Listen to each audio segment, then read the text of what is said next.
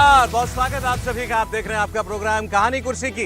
मैं हूं सौरभ, आपके साथ सारे मेहमानों को लेकर हम हाजिर हैं। हमारे साथ विनोद अग्निहोत्री जी, विजय त्रिवेदी जी, हर्षवर्धन त्रिपाठी जी, समीर चौगांवकर साहब सभी पहुंच चुके हैं प्रोग्राम में। बहुत स्वागत सर आप सभी का। बहुत सारी खबरें आपको बताएंगे आज।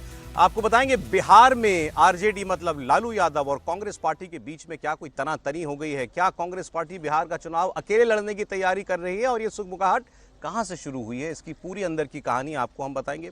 बिहार में मोदी जी की पार्टी मुसलमानों को रिझाने के लिए अब सौगाते मोदी के नाम से लाखों मुसलमानों के बीच में ईद के मौके पर एक किट, एक तोहफा कह लीजिए, वो बांटने वाली है। क्या प्रयास है और उस तोहफे में आखिर है क्या, ये आपको हम बताएंगे। दिल्ली हाईकोर्ट के जज साहब जिनके घर में जले हुए नोट मिले, उस मामले में अब कहानी कहां तक पहुंची है, क्या नया डेवलपमेंट है, इसकी चर्चा हम लोग करेंगे। महाराष्ट्र में देवेंद्र फडणवीस ने आज ऐसा कौन सा खुलासा कर दिया शिवसेना को लेकर के, जिसको लेकर बहुत तेज हो गई है सियासत वहां की, इसकी बात भी होगी। लेकिन आइए पहले शुरुआत करते हैं बिहार की खबर से। बिहार में अचानक ये चर्चा शुरू हो गई है कि अब राहुल गांधी ने अपनी टीम से कह दिया है कि आरजेडी के पिछलग्गू बने रहने की जरूरत नहीं है, अपने दम पर खड़े हो, अपना तंत्र मजबूत करो, अपने लोगों को चुनाव में पहले से लगाओ और इस बार ऐसा करो जैसा कुछ दिल्ली में हुआ। दिल्ली में कांग्रेस पार्टी अलग चुनाव लड़ी थी, आपने देखा कि सत्ता चली गई अरविंद केजरीवाल की और बहुत सारी सीटों पर राहुल गांधी के उम्मीदवारों को जितना जो हार का अंतर था उससे ज़्यादा वोट मिले। बिहार में ये चर्चाएं क्यों शुरू हुई हैं? दरअसल बिहार में हाल फिलहाल में कई सारे अपनी पार्टी के अंदर बदलाव किए हैं राहुल गांधी ने। आज वैसे आपको बता दूं, दिल्ली में बिहार को लेकर राहुल गांधी ने अपने सभी लोगों को बुलाया हुआ है, बिहार के नेताओं को। एक बड़ी बैठक होने जा रही है। लेकिन बिहार में उन्होंने प्रदेश अध्यक्ष बदल दिया, उन्होंने प्रभारी बदल दिया। पप्पू यादव आरजेडी से अलग होकर वहाँ सांसद बने हुए हैं, वो बड़े एक्टिव हैं। और कन्हैया कुमार को उन्होंने पदयात्रा पर लगाया हुआ, वो पूरे बिहार का भ्रमण कर रहे हैं। और इस सब से ये चर्चा चल रही है कि अच्छा, ये सब लोग जो हैं, आमतौर पर ये रिवायत रही है वहाँ पर गठबंधन, महागठबंधन में, कि जो भी कांग्रेस पार्टी का प्रभारी या पार्टी का अध्यक्ष बनता था, वो एक बार लालू जी के दरबार में जरूर जाया करता था दुआ सलाम करने के लिए। इस बार कोई नहीं गया है लालू जी से मिलने के लिए। एक तो ये चर्चा चल रही है, और दूसरा, कल लालू यादव ने एक इफ्तार पार्टी दी थी, रमजान का महीना चल रहा है। उस इफ्तार पार्टी में कांग्रेस पार्टी का कोई बड़ा नेता बिहार का मौजूद नहीं था। तो दरअसल आज ये बात करने की असल वजह यह है कि लालू यादव की इफ्तार पार्टी बिहार में मायने रखती है भाई। जलवा जलाल के साथ वो आयोजन किया जाता है, लेकिन वहां पर एक अदद विधायक कांग्रेस पार्टी के, उनको छोड़ करके और कोई नेता वहां पर नहीं था। अब इस पर सफाई दी जा रही है कि भाई दिल्ली में बैठक थी, यहाँ ज़्यादा लोगों को बुला लिया गया। आरजेडी वाले कह रहे हैं भाई हमने सारे विधायकों को थोड़ी बुलाया था, जिसको आना है आया, जिसको नहीं आना था वो नहीं आया। लेकिन बीजेपी इसमें मजे ले रही है।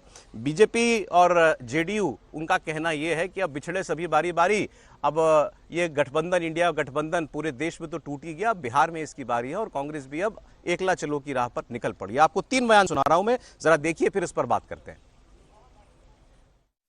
इफ्तार की शान गई जब साथी कन्नी काट गए, कांग्रेस भी अब दूर खड़ी, रिश्ते सारे टूट गए।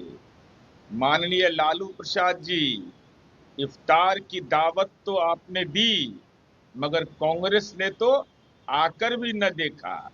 न सहयोगी, न परिवार, कोई आपके राजनीतिक महापाप कर्मों का कोई भागीदार बनने को तैयार नहीं।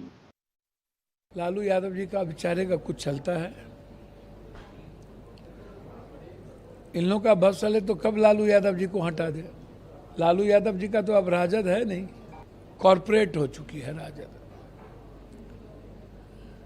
जिसको जमीन से कोई लेना देना नहीं है, उस तरह के लोगों के साथ घिर गए है राजद। अपने बदौलत तो कोई कुछ हो नहीं सकते। आज भी कोई कुछ लोग लालू यादव जी के बदौलत ही आरजेडी जिंदा है, आज भी। आदरणीय लालू प्रसाद जी के दावत इफ्तार जो जनाब अब्दुल वारी सिद्दीकी जी के बंगले में आयोजित की गई थी, बड़ी संख्या में लोग आए, सभी राजनीतिक दल के लोग आए। रोजेदारों की संख्या काफ़ी ज़्यादा थी। सब लोगों ने मिलजुल कर नवाज अदा किया और मुल्क की तरक्की के लिए, खुशहाली के लिए, राज्य की बेहतरी के लिए दुआ मांगी। कांग्रेस पार्टी के प्रमुख नेता, चूंकि आज दिल्ली में श्री राहुल गांधी जी के साथ महत्वपूर्ण बैठक होनी है, उसमें गए हुए थे दिल्ली, इसलिए नहीं आए। कांग्रेस पार्टी के बाकी नेता आए, सभी गठबंधन के आए, दूसरे दल के नेता भी आए। आपने आरजेडी की सफाई भी सुन ली, जेडीयू का तंज भी सुन लिया और पप्पू यादव कांग्रेस पार्टी के कह रहे हैं कि अब लालू जी के अलावा बचा क्या है आरजेडी में, और उनका बस चले तो बाकी लोग मतलब तेजस्वी यादव वगैरह लालू जी को भी हटा दें। अब क्या ताव दिखा रही है क्या कांग्रेस पार्टी बिहार में लालू यादव को? हर्षवर्धन जी, नहीं, ताव दिखा नहीं रही है। उसने अपना तवा गरम कर लिया है, अपनी रोटी सेक रही है। वो अब लालू जी के तवे पर अपनी रोटी सेकने को तैयार है। अब इसको कोई किसी भी तरह से देखे, कोई इस तरह से देखे कि क्या जो तेजस्वी यादव ने बिहार के 2020 के चुनाव में राहुल गांधी का अपमान किया था, उनकी सभाओं को तय करना, सभाओं के लिए मना कर देना कि आप आ रहे हैं तो इससे हमको नुकसान हो रहा है, क्या उसका बदला ये है? क्या देश भर में कांग्रेस पार्टी मुस्लिमों को लेकर जिस तरह से लीडरशिप पोजीशन पर है, वो क्यों चाहेगी कि वो मंच वो साझा करे? नंबर 1 की पोजीशन अगर उसकी मुसलमानों के मन में, दिल में है, वो झेल रही है। नड्डा जी कह रहे हैं कि भैया तुम संविधान बदल दे रहे हो, वो इसके तक के लिए तैयार है, तो वो क्यों भला लालू प्रसाद यादव के पुत्र तेजस्वी यादव की कुर्सी सजाने के लिए उस मंच को साझा करेगी? लालू प्रसाद यादव ने इस इफ्तार पार्टी को, जो पटना के गलियारे में चर्चा है, क्यों अपने बंगले पर नहीं किया? अपने बंगले पर करने में उनको बहुत दिक्कत होने वाली थी। ये था कि शायद और भी लोग नहीं आते, इसलिए अपने मुसलमान मंत्री के, जो उनके बहुत नजदीकी रहते थे, मुसलमान पुराने नेता हैं, अब्दुल बारी सिद्दीकी के घर पर ये क्यों नहीं आते उनके घर पर? नहीं, इस वक्त जो स्थितियां है वहां की उसको समझिए। बड़ा नेता जो मुसलमानों का एक बड़ा वर्ग है, वो नीतीश कुमार को छोड़कर इनके साथ नहीं जा रहा है, और जो बचे नेता इधर वाले हैं, जिनको लालू जी अपने नेता मानते थे, उनको भविष्य दिख रहा है कि अब कांग्रेस के साथ हम जाएंगे, कांग्रेस के साथ ही वो राजनीति करते हुए दिख रहे हैं। और जो पूरा प्लान देखिए, राहुल गांधी ने जब से बिहार को लेकर जो योजना बनाई है, प्रभारी बदलना, अध्यक्ष बदलना, लीडरशिप पोजीशन करना, यात्रा निकालना, जो मुद्दे तेजस्वी के होते थे वो मुद्दे कांग्रेस लीड कर रही है। और मुझे लगता है ये तेजस्वी यादव और लालू यादव के लिए बहुत असहज। क्या कांग्रेस पार्टी अकेले चुनाव लड़ने पर भी विचार कर रही है? वो ये नहीं चाहेगी। कांग्रेस ये चाहती है कि लालू यादव और तेजस्वी यादव वहां खड़े रहे जहां उनको डर लगने लगे कि अगर कांग्रेस अलग लड़ गई तो हमारा बोरिया बिस्तर बंध जाएगा, हम 20-25 सीट की पार्टी रह जाएंगे। 20-25 सीट, इसको मैं कह रहा हूं, नंबर नोट कीजिए, 20-25 से ज्यादा वो बिहार विधानसभा में नहीं पहुंच पाएंगे। इसलिए कांग्रेस को उसकी शर्तों पर उसकी तय सीटें देने के लिए तैयार हो जाएगी। विजय जी, क्या महागठबंधन में कोई टूट के खनक सुनाई दे रही है? मुझे नहीं लगता कि कोई इसमें गठबंधन में टूट की संभावना है, लेकिन कोई भी पॉलिटिकल पार्टी, आज कांग्रेस भी, जो मुसलमानों की बात हो रही है, माइनॉरिटी की बात हो रही है, उसमें अपनी लीडरशिप को लगातार बढ़ा रही है। और अभी जो तैयारी हो रही है उसमें ये हो कि कांग्रेस का आरजेडी के साथ जब गठबंधन हो या सीटों का समझौता हो, तो पिछली बार जैसी हालत नहीं हो कि सारी हारी हुई वाली सीटें ही जो हारनी थी वो दे दी गई, तो उस तरह का वो नहीं हो और एक सीटों पर एक ताकतवर स्थिति में बने रहे। मुझे नहीं लगता कि आरजेडी और कांग्रेस अलग अलग चुनाव लड़ेंगे। अलग अलग लड़ती हैं तो बिहार के तो सारे डायनेमिक्स बदल जाएगा, इसलिए मुझे इसकी संभावना बहुत कम लगती है। वैसे तो कुछ भी हो सकता है, अभी 6 महीने और पड़े हुए हैं, क्या होगा क्या नहीं होगा, लेकिन राहुल गांधी अपनी पार्टी को, अपने संगठन को तैयार कर रहे हैं, उसी हिसाब से वो तैयारी कर रहे हैं। पप्पू यादव के लेकिन तेवर देखिए ना, कांग्रेस पार्टी के सांसद हैं भाई, भले निर्दलीय लड़त जीते थे, हाँ, लेकिन वो कह रहे हैं कि बचा क्या लालू यादव के अलावा, और लालू यादव जी भी अब फुल फॉर्म में तो है नहीं। उनका झगड़ा तो तेजस्वी से है ना, इसलिए वो कह रहे हैं। वो तो वैसे भी खुद ही दुखी है, क्योंकि राहुल जब वो गए थे वहाँ पर आरजेडी में तो उनको टिकट भी नहीं मिला, वहाँ पर न पार्टी में लिया गया, फिर वहाँ जब किया गया तो कांग्रेस पर दबाव बना के उनको टिकट नहीं लेने दिया गया। तो उनका झगड़ा तो आरजेडी से बना हुआ है, लेकिन कांग्रेस कोशिश कर रही है कि वो मजबूत हो। और ये जब बात ठीक है कि यदि अलग अलग लड़ेंगे तो दिल्ली में जो स्थिति हुई, दिल्ली में भले ही कांग्रेस को कुछ फायदा नहीं हुआ, लेकिन अरविंद केजरीवाल को हरा दिया, तो यदि वहां पर भी इस तरह से लड़े तो कांग्रेस का तो बहुत बड़ा फायदा कोई नहीं होने वाला, लेकिन आरजेडी का नुकसान हो सकता है। तो ये दबाव बनाए रखा जा सके कि आरजेडी को अपना व्यवस्था, लेकिन दबाव भी बनाने की तैयारी, दबाव बनाने की तैयारी, इससे ज्यादा मुझे नहीं। कोई संदेह नहीं, ठीक है, तैयारी वही है। अच्छा समीर जी, देखिए बिहार से बिल्कुल, बिहार में जिस तरीके से कांग्रेस ने अल्लाह को वहाँ का चुनाव प्रभारी बनाया, अभी संगठन की जिम्मेदारी दी है, जिस तरीके से वो लगातार दौरा कर रहे हैं और एक बार भी लालू प्रसाद यादव या तेजस्वी यादव से मिलने नहीं गए, ये बता रहा है कि वहाँ पर कांग्रेस अपने पैरों पे खड़ा होना चाहती है। और प्रदेश अध्यक्ष को जिस तरीके से दलित वहाँ पर बनाया गया है, तो कांग्रेस वहाँ पर और लालू प्रसाद यादव तेजस्वी को संदेश देना चाहती है कि हमें आप बहुत हल्के से मत लो। देखिए, अगर आप उत्तर प्रदेश, बिहार, बंगाल, इन राज्यों की अगर बात करोगे तो बिहार में कांग्रेस का भी अपना एक आधार है। अगर आप देखें 9.5% का वोट बैंक है, 19 विधायक उनके रहे। 2015 की अगर आप बात करोगे 27-25 विधायक उनके थे, तो कांग्रेस की अपनी एक जड़ें है वहाँ पर। और कांग्रेस को इस बात का एक चुभन है कि जब लोकसभा चुनाव में उन्होंने कहा था कि पप्पू यादव के लिए एक सीट दे दी जाए, लालू प्रसाद ने सीट नहीं दी, पप्पू यादव निर्दलीय लड़े, चुनाव जीते, तो कांग्रेस के कहने पर जो पार्टी एक सीट नहीं दे सकती, कांग्रेस उनको बताना चाहती है कि भाई दिल्ली में अरविंद केजरीवाल ने हमसे ठीक से समझौता नहीं किया तो हम अपने दम पर चुनाव लड़े, हम भले ही नहीं आए लेकिन केजरीवाल को हमने घर पर बिठाने का काम कर दिया है। लालू प्रसाद को संदेश है कि बिहार में आप अगर वो सम्मानजनक सीटें नहीं दोगे, जहां हमारा संगठन मजबूत है, और आज तो कांग्रेस के साथ मुसलमान वर्ग जुड़ते जा रहा है बिहार के अंदर। ये टेंशन है, ये आरजेडी को इसकी चिंता है, निश्चित रूप से होगी, बहुत बड़ी चिंता होगी। बिना कांग्रेस के आरजेडी, जो हर्षवर्धन जी ने कहा कि 20 से 25 से ज्यादा सीटें नहीं जीतेगी, अच्छा ठीक है, वो तय है। और ये मजबूरी है लालू की कि कांग्रेस साथ में लेकर चलना है। हालांकि अगर आरजेडी और कांग्रेस के मतलब लालू यादव, तेजस्वी यादव के सोनिया गांधी और राहुल गांधी से रिश्तों की बात करें सर, तो इससे विश्वसनीय साथी तो कांग्रेस का कोई रहा नहीं लालू यादव जी से। ये तो हर वक्त उनके साथ रहे। देखिए ये बात सही है कि लालू जी और सोनिया जी के रिश्ते बहुत अच्छे रहे, लेकिन याद कीजिए 2009 में लालू जी ने एक तरफा गठबंधन तोड़ा था कांग्रेस के साथ। रामविलास जी लालू जी अलग चले गए थे और अलग लड़े, लोकसभा भी लड़े, विधानसभा भी 2010 में अलग लड़े, और नतीजा सामने था, 22 सीट पर आ गए थे आरजेडी विधानसभा में। कांग्रेस वहां आरजेडी की जरूरत बनना चाहती है, मजबूरी नहीं। और कांग्रेस में एक चीज तय हो गई है कि चाहे उत्तर प्रदेश हो, चाहे बिहार हो, चाहे बंगाल हो, धर्मनिरपेक्षता बचाते बचाते बीजेपी को रोकने के चक्कर में अपनी जमीन खोते चले गए। तो अब ये जिम्मेदारी कांग्रेस कह रही है खाली हमारी नहीं है, आपकी भी है कि अगर बीजेपी को रोकना है तो सम्मानजनक शर्तों पे हमारे साथ आइए। और इसके लिए सिर्फ मुसलमान ही नहीं, दलित भी, क्योंकि संविधान बचाओ का 2 सम्मेलन कर चुके हैं कांग्रेस, राहुल गांधी बिहार में, और सारा फोकस बिहार में। मुझे मालूम उनकी एक टीम, ये शरद यादव जी की बेटी सुहासिनी जो है, जो उसको लीड कर रही है पूरे उस कैंपेन को, वो उनकी पूरी टीम लगातार बिहार में लगी हुई है। तो इसलिए, और जो अभी प्रभारी बदला वो भी ओबीसी हैं, दक्षिण भारत के हैं। तो कुल मिलाकर के राहुल गांधी जो है कांग्रेस का एक समीकरण बनाना चाह रहे हैं, और वो चाहते हैं कि गठबंधन अगर हो तो सम्मानजनक स्थिति में हो। और लोकसभा चुनाव के नतीजों ने कांग्रेस का हौसला ज्यादा बढ़ा दिया। हालात लेकिन बनते देखते हैं क्या? नहीं, लोकसभा चुनाव के जो नतीजे देखिए ना, 4 सीटें कांग्रेस जीती, 3 जीता आरजेडी, और पप्पू यादव मिला तो 5 हो गई कांग्रेस की। तो 5 तो वो कहते हैं अपर एंड तो हमारा है। लेटेस्ट चुनाव तो लोकसभा का था। लोकसभा में कांग्रेस को वरीयता मिलेगी, लेकिन उसमें कोई, ये तो स्वाभाविक बात है। उस तरह का क्यों नहीं? ऐसा क्यों कहेंगे कि मिलेगी? नहीं, कांग्रेस की ताकत है तब न मिलेगी। लालू जी कोई कमजोर आदमी थे क्या? कांग्रेस, देखिए एक बात समझिए, मैं विधानसभा में तो विनोद जी ने कही कि कांग्रेस का ठेका नहीं है किसी चीज, किसी पार्टी का नहीं होना चाहिए।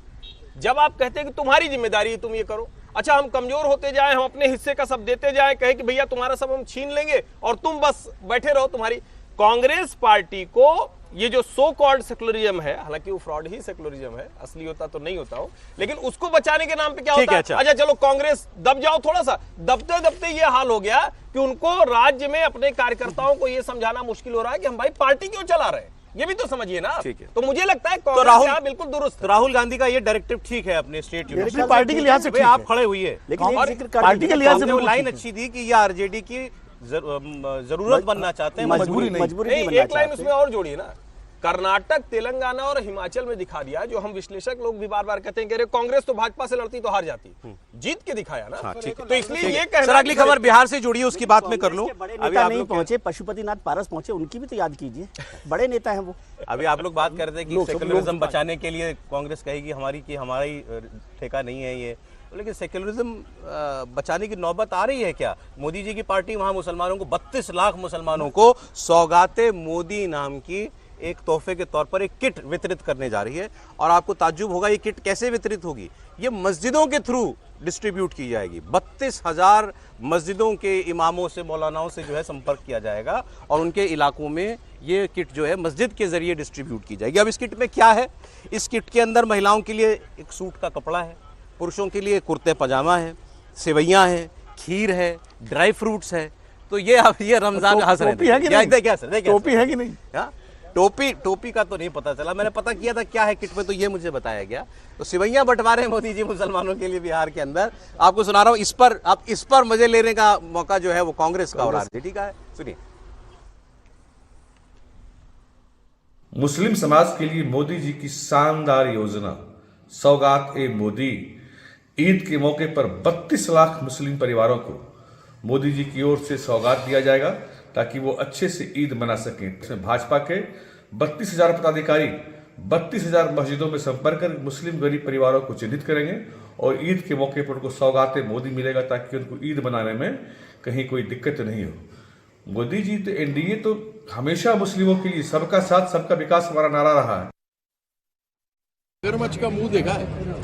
मगरमच्छ के मुंह को देखोगे तो मगरमच्छ का मुंह जब मुंह खोलता है ऐसे दांत है, लगता है लोग दांत फाड़ के हंस रहे हैं। उस मगरमच्छ के पास जाओ तो वो मगरमच्छ आपको निकल जाता है। वही हाल बीजेपी का है और नाम इन्होंने सौगाते मोदी दे दिया है। तो मैं यही कह सकता हूँ कि हाथ कंगन को आरसी किया और पंडित को फांसी किया। राजा महाराजा हैं क्या मोदी जी? बादशाह हैं, सल्तनत काल चला रहे हैं। सौगात नाम की कोई चीज नहीं होती है डेमोक्रेसी में, वेलफेयर स्टेट में। ये जो मुफ्त कहते हैं, हर जगह अपना तस्वीर चिपका देते हैं। कोविड का सर्टिफिकेट पे प्रधानमंत्री जी, पेट्रोल पंप जाओ तो प्रधानमंत्री जी। मैंने इतने प्रधानमंत्री देखे। सुनिए, आपने सौगात जैसा क्या सल्तनत काल में क्या प्रजा के बीच में जो है कुछ बख्शीश बांट रहे हैं मोदी जी? वो कभी मनोज झा ने कहा, आप क्यों मुस्कुराए इतना सौगात मोदी पर? देखिए, पहली बात तो ये कि भारतीय जनता पार्टी बड़ी कोशिश कर रही है, ईश्वर उनको सफलता दे। हालांकि हमने वाराणसी में देख ही लिया कि न दूरी है न खाई है, मोदी हमारा भाई है। और 5 लाख से अंतर घट के आ गया 1.5 लाख। फैजाबाद हमने देख ही लिया, पता नहीं 1 को 2 को मुसलमान दिया उनको वोट कि नहीं दिया। लेकिन फिर भी मुझे लगता है कि देश की सत्ताधारी पार्टी के नाते और लगातार जीत हासिल करने के नाते उनको बिल्कुल हर वर्ग तक पहुंचना चाहिए। लेकिन जरा सोचिए आप, सौगाते मोदी पे सल्तनत याद आ गई। और यूपीए शासन काल में जो कुछ बंटता था सोनिया जी के यहाँ से, लालू जी के यहाँ से, वो सब सल्तनत का हिस्सा नहीं था, वो कुछ और था। सल्तनत तो वो थी जब चुने हुए प्रधानमंत्री के ऊपर एक सल्तनत वाली महारानी, नहीं क्या कहेंगे उसमें, मतलब जिक्र शब्द ही नहीं याद आ रहा है कि राजमाता होते हैं हिंदुओं में, तो उसमें सल्तनत में कुछ होता होगा, तो वो थी वो, क्योंकि डेमोक्रेसी तो चुनी नहीं गई थी वो तो सोनिया गांधी तो एनएसी की चेयरपर्सन। किसने क्या दिया? कोशिश के आगे कोशिश क्या कर रही है बीजेपी? क्या कीर्ति जा आजाद को देखकर नहीं लग रहा है कि भारतीय जनता पार्टी ने उनको परेशान कर दिया है? उनको लग रहा है कि ये जो सौगाते मोदी है, मगरमच्छ का मुंह है, इसको मुसलमान लेगा तो मोदी खा जाएंगे। यानी इतना डर लग गया कि एक सामान्य गिफ्ट से, एक सामान्य तोहफे से एक राजनीतिक व्यक्ति की ये स्थिति हो गई, जिसके पिता वहां मुख्यमंत्री रहे, जिस व्यक्ति को, ठीक है ममता जी की कृपा से दूसरे राज्य से सब कुछ चल रहा है, बिहार तो छोड़ के भागी आए। ऐसा व्यक्ति कह रहा है कि मुसलमानों को अगर मोदी कुछ तोहफा देते हैं, उनके साथ जाते हैं, तो वो मगरमच्छ की तरह खा रहे हैं। यही वो फासिस्ट मेंटेलिटी है, यही वो फांसीवादी मानसिकता है जो चाहती है कि मुसलमान मोदी से दूर रहे। मैं बहुत चर्चा हुई लोकसभा चुनाव के बाद, तो बीजेपी वालों ने कहा ना वोट जिहाद हुआ हमारे खिलाफ, मुसलमानों ने हमको इतनी सीटें हरा दी। इसके बावजूद बीजेपी मुसलमानों को थोड़ा सॉफ्ट करने की, क्योंकि प्रेम तो है नहीं कोई इनके बीच में, नाराजगी सी है, उस नाराजगी को कम करने के तौर पर इस प्रयास को देखें या क्या है? नहीं, मुझे लगता है अच्छा प्रयास है। मैं इस भारतीय जनता पार्टी के और प्रधानमंत्री नरेंद्र मोदी की उस प्रयास की सराहना करता हूँ कि वो रीच आउट करने की हर कोशिश कर रहे हैं, और एक बड़े नेता को, एक बड़ी पार्टी को करना भी चाहिए। वोट दें या ना दें, लेकिन अगर आप उनको ईद के मौके पर इस तरह का तोहफा दे रहे हैं तो ये अच्छी शुरुआत है। भाई कुछ ये वही बिहार है जहां बीजेपी के चुने हुए सांसदों ने इस बार ये कहा कि जिसने मुझे वोट नहीं दिया मैं उसका काम भी नहीं करूंगा। मुसलमानों के लिए कहा था। ये उनके लिए आईना दिखाने वाली बात भी है कि हमारा राष्ट्रीय, अब वो प्रवक्ता जी कितना खुश होकर बता रहे थे कि मोदी जी की शानदार योजना, वो भी बिहार के ही हैं। तो मुझे लगता है इससे एक सामाजिक समरसता का जो भारतीय जनता पार्टी का जो नारा है या दर्शन है, उसको बल मिलेगा। देखिए, हर चीज लोकतंत्र में हर चीज वोट के लिए होती है, लेकिन सिर्फ वोट के लिए ही नहीं होती है। ऐसा भी नहीं है कि वोट, जब आप प्रधानमंत्री हो जाते हैं, जब आप सरकार बना लेते हैं, तो आप सबके होते हैं। और अगर मैं कह रहा हूँ बिहार के चुनाव के तहत ये किया जा रहा है, लेकिन मैं इसलिए स्वागत करता हूँ कि देश में जो ध्रुवीकरण की राजनीति है, हो सकता है इस प्रयास से उस पर थोड़ा विराम लगे, और अगर मुसलमानों में कोई भी तबका 1% भी बीजेपी के साथ आता है तो ये अच्छी बात है। या बीजेपी को लगता हो चलो हमारे साथ नहीं, हमारे साथी को तो मुसलमान वोट करते ही है ना, जेडीयू को करते हैं, तो जेडीयू कम से कम उसका नुकसान ना हो। मतलब ये भी हो सकता है, उसका बिल्कुल उसका भी फायदा हो सकता है, क्योंकि जेडीयू के लिए कोई भी पार्टी कोई एक्सरसाइज, बीजेपी इतनी भोली पार्टी नहीं है कि जेडीयू का नुकसान हो, इसलिए सब कोई भी पार्टी, बीजेपी तो चाहेगी जेडीयू का नुकसान उसका नुकसान है ना। नहीं, जेडीयू का नुकसान हो तो बीजेपी का फायदा है। बीजेपी का वोट बैंक स्टेट हो, बीजेपी बड़ी पार्टी बनेगी तो अपना मुख्यमंत्री बना पाएगी। बीजेपी बड़ी पार्टी बनेगी, इसमें कोई संदेह है? महाराष्ट्र में अजीत पवार की योजनाएं चली ना, मदरसा बोर्ड का बढ़ाया ना, 15,000 और 18,000 किया ना, बहुत सारे फैसले, इसलिए कि सामने वाले का वोट कम हो। अगर मुसलमानों के वोट का बड़ा हिस्सा आरजेडी और कांग्रेस से छिटक करके जेडीयू को आता है, तो फायदा किसका है? इंडिया का होगा। सर मैं तो बीजेपी अच्छी चीजें दी देखिए है, मैं तो देने दीजिए भाई। बीजेपी के नेताओं की इतनी बात कर रहा बढ़िया हूँ। एक कपड़ा दिया मैं तो है। कह ही अरे रहा एक हूँ। बात बताइए, मैं तो स्वागत कर रहा हूँ भाई। बीजेपी के अंदर लोकसभा चुनाव के बाद अब ये क्या ये धारणा नहीं बनी एक सेक्शन के अंदर कि भैया ये काम ना हो पाने वाला है, बीजेपी और मुसलमान ये रिश्ता नहीं जोड़ने वाला है, इसमें वो स्पष्ट है ना, उसके बावजूद ये प्रयास हो रहा है। नहीं कह रहा हूँ कि यदि कोई सर भाई ये इनकी बात हो जा पा रहा हूँ, कोई एक्सरसाइज कोई भी पार्टी किसी कम्युनिटी के साथ जुड़ने की कर रही हो, असली है, झूठी है, नकली है, वो सब अलग है। लेकिन आप एक शब्द को बहुत इस्तेमाल करते हुए सुनते हैं आजकल, फ्रॉड सेक्युलरिज्म। ये करते तो फ्रॉड सेक्युलरिज्म क्या होता है? केवल राहुल गांधी करते हैं वही फ्रॉड सेक्युलरिज्म होता है। ये भी जब राहुल गांधी मंदिर जाएं तो आप क्या उससे हिंदू हो जाएंगे क्या? तो सौगात बांटने से आप मुसलमानों के साथ हो जाएंगे। ये बात और कही वो आपने। बिहार और का मैं विजय सर सहमत हूं। पटना जो है वो नागपुर से भी क्रॉस करके जाता है और संबल से भी क्रॉस करके जाता है और वोट जिहाद से भी क्रॉस करके जाता है। समीर जी तो इतना मत भोला समझिए न भारतीय जनता पार्टी को न ये समाज बीजेपी का फ्रॉड सेक्युलरिज्म है। नहीं देखिए 2014 के जब चुनाव परिणाम आए थे और जो भारतीय जनता पार्टी के सांसद चुनाव हार गए थे, 303 सीटें जीती, 282 सीटें भारतीय जनता पार्टी ने जीती, जो बाकी जो सांसद चुनाव हारे थे, तो मोदी ने उन्हें मिलने के लिए बुलाया था सारे हारे हुए सांसदों को। और मोदी ने कहा था कि भाई जिन्होंने वोट दिया वो तो ठीक है, और जिन्होंने आपको वोट नहीं दिया उनके लिए आप दुगनी मेहनत कीजिए, आप उनका मन जीतिए, किसी भी समाज के हो, किसी भी वर्ग के हो। और प्रधानमंत्री मोदी तो सब कहते हैं कि भाई सबको साथ में लेके चलो। अब संघ के साथ क्या कोई मुसलमान जुड़ता है क्या? लेकिन संघ का राष्ट्रीय मुस्लिम मंच है ना इंदेश जी, मुसलमानों से जोड़ने की कोशिश संघ करता है ना, तो लोग जुड़ रहे हैं धीरे धीरे संघ के साथ कि भाई संघ के बारे में जो अवधारणाएं थी वो बदल रही है मुस्लिम समाज के अंदर। तो भारतीय जनता पार्टी भी संदेश देने की कर रही है कि मोदी तो मुमकिन है, मुसलमान एक समय आएगा जब प्रधानमंत्री मोदी के साथ जुड़ेगा। महाराष्ट्र के अंदर कुणाल कामरा की पैरोडी में उन्होंने कोई व्यंग कसा या उन्होंने व्यक्तिगत अपमान किया एक नाथ शिंदे का, इसको लेकर के खूब हंगामा चल रहा है। स्टूडियो में तोड़फोड़ हुई उनके, फिर वहाँ बीएमसी भी पहुंच गई। अब कंगना रनौत और योगी आदित्यनाथ का इस पर रिएक्शन आया, वो मैं आपको सुनाऊं। उससे पहले बिहार असेंबली में एक बार फिर नीतीश कुमार जी और राबड़ी देवी के बीच फिर तू मैं हो गई है, और नीतीश कुमार जी ने फिर कह दिया है कि भाई इनके तो पति चले गए थे तो इनको बैठा गए। वो बार बार यही बात कहते हैं और राबड़ी जी इस पर भड़क जाती हैं। तो वो मैं आपको सुनाना चाह रहा था पहले। और आज दरअसल वहाँ पर हंगामा दूसरे विषय को चल रहा था, को लेकर चल रहा था। आपको याद होगा 65% आरक्षण कर दिया गया था वहाँ पर, जब जातिगत सर्वे हुआ उसके बाद ओबीसी कोटा बढ़ा दिया गया था आरक्षण का, और 65% आरक्षण की सिफारिश बिहार की असेंबली ने की थी। तब नीतीश कुमार आरजेडी के साथ हुआ करते थे, तेजस्वी यादव वो मुख्यमंत्री हुआ करते थे। अब वो मांग कर रहा है विपक्ष वहाँ पर कि इसको नीतीश कुमार जी केंद्र से कहकर 9वीं सूची में डलवाएं, ताकि इस पर कोर्ट जो है ये मामला अदालत में ना जा पाए और ये लागू हो जाए। इसको लेकर के आज वो हरे कपड़े पहनकर, हरी टी शर्ट पहनकर सब आरजेडी के लोग पहुंचे हुए थे। तो वो विधानसभा में खूब हंगामा भी हुआ, वो वेल में भी चले गए। नीतीश कुमार इसी पर भड़क गए कि क्या है ये लोग, क्या कपड़ा पहनकर आए हैं। अब नीतीश जी आजकल जिस अंदाज में बोलते हैं वो तो आप जानते ही हैं। तो वो यहाँ से बात शुरू हुई और फिर वो राबड़ी देवी और लालू यादव तक फिर पहुँच गए टिप्पणी करने में। तो सुनिए ज़रा क्या हुआ आज नीतीश जी और राबड़ी देवी जी के बीच में।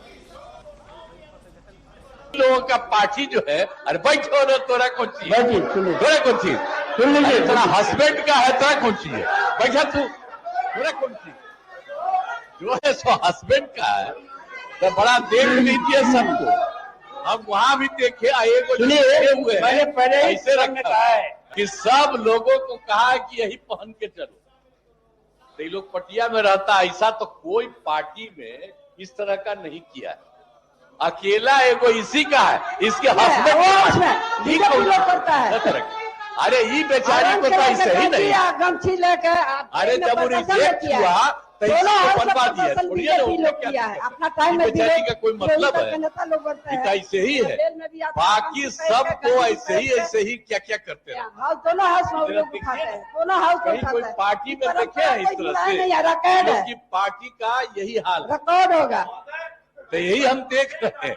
तो जरा जताइए ना, यही सब जो कर रहे हैं क्या मतलब है? कोई मतलब है? अब आप बोल रहे हैं, हम तो आप ही से पूछ रहे हैं, अरे काहे के लिए पहन करके चले? मुख्यमंत्री कराए सब, हम यही पूछ रहे हैं। सब ऊपर वाला भी बैठा हुआ है, हम उसको भी कहेंगे, कहीं देखा है, कहीं देश भर में देखा है? आप जरा देखिए, यही सब करवाया है आपने पटिया के लोगों को, सबको कह रहा वही करो। आज जो नहीं पहना है वो बगल में अपना ये पहन लिया, वो ऐसे पहन लिए, अब बाकी सबको कराया। ये सब बोगस चीज है। देखिए आरक्षण का मामला था, नीतीश जी कपड़े पर इतना बोल लिए कि वो क्या कपड़े पहन के आए हैं, देश में कहीं आपने देखा है ऐसा क्या? लेकिन जो राबड़ी जी को वो कह रहे थे भाई आज तो मामला तू तक पहुंच गया या ये पहुंच गया कि इनको मतलब इनको भी नहीं रह गया। वो कह रहे थे कि भाई पति को जब रिजेक्ट कर दिया तो तुमको बैठा दिया गया। तो राबड़ी देवी जी को लेकर के बात वो 3-4 बार कह चुके हैं और फिर निकल करके वहां से विधानसभा के बाहर निकलकर राबड़ी जी ने इस पर जो है अब सख्त ऐतराज जताया है। क्या कहेंगे समीर जी इस पर?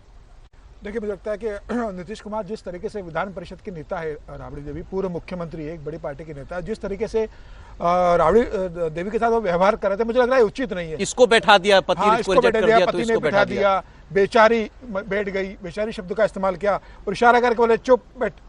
मुझे लगता है कि नीतीश कुमार को इस तरीके से व्यवहार नहीं करना चाहिए।